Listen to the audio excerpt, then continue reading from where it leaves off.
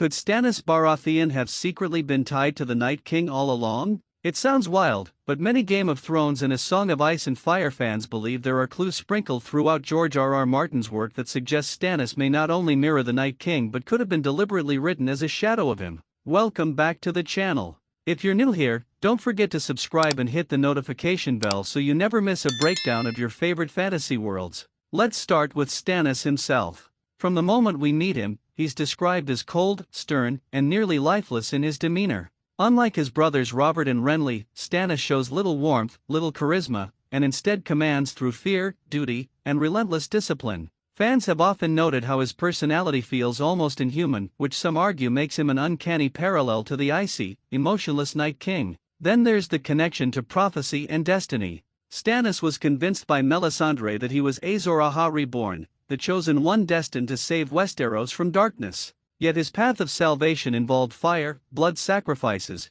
and the destruction of his own family's legacy. It's haunting to think that in striving to be the world's savior, Stannis was instead embodying the traits of its greatest doom. Much like the Night King, his destiny stripped him of compassion and transformed him into a symbol of fear. Consider too his reliance on Melisandre's magic. She conjured shadow assassins, burned people alive in the name of the Lord of Light, and drove Stannis further into a world of fire and blood. But in the lore of A Song of Ice and Fire, fire and ice are often presented as two sides of the same coin. Could it be that Stannis, consumed by fire magic, was being written as the ultimate foil to the Night King, an embodiment of how extreme devotion, whether to fire or to ice, erases humanity? And let's not forget the Wall. Stannis set up camp at the Wall, claimed it as his seat of power, and tied himself directly to the Night King's domain. In fact, in the books, many readers pointed out that Stannis began to feel more like a looming force of doom in the north than a true savior. His army, starving and desperate in the snow, mirrored the image of an undead host marching south.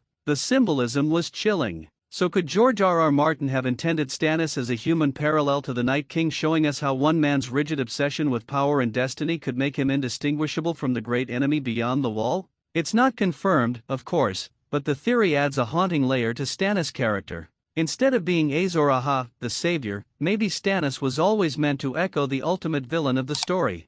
Thanks for watching. Don't forget to like, share, and subscribe for more Thrones theories and deep dives.